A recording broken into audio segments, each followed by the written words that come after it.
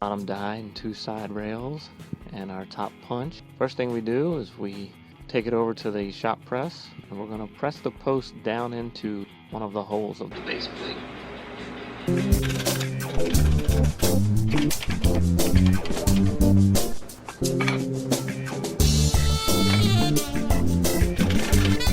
I really got to get a metal bench top or some type of bench for welding because this thing really sucks to weld on.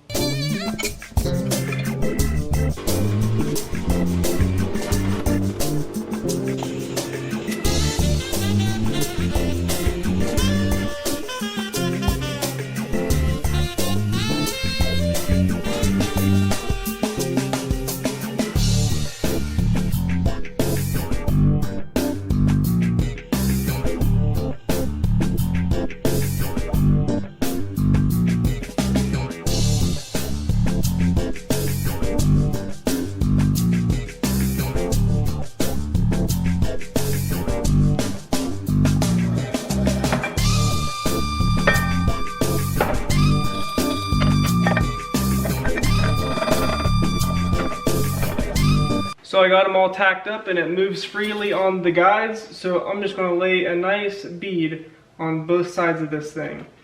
I hope you're ready to see some of the best welds you've ever seen.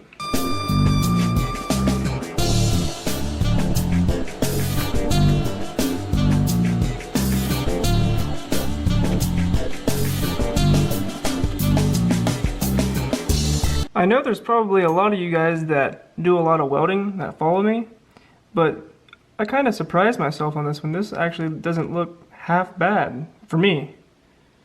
I mean, it ain't dimes, but it's okay. Could be better.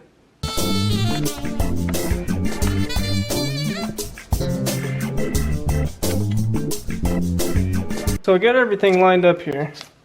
And these big round things on the side here are for big stock bending. And I just tacked those up. And this middle should come out. It should easily come out. Should be a nice tight fit. Now I just need to lay a bead on both sides.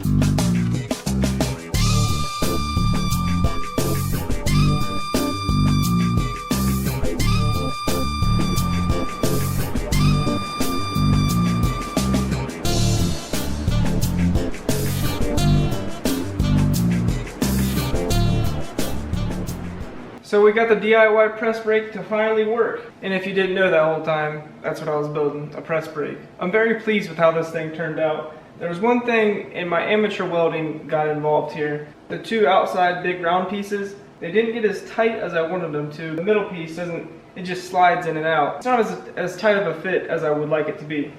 But that's okay. It still works really good for what it is.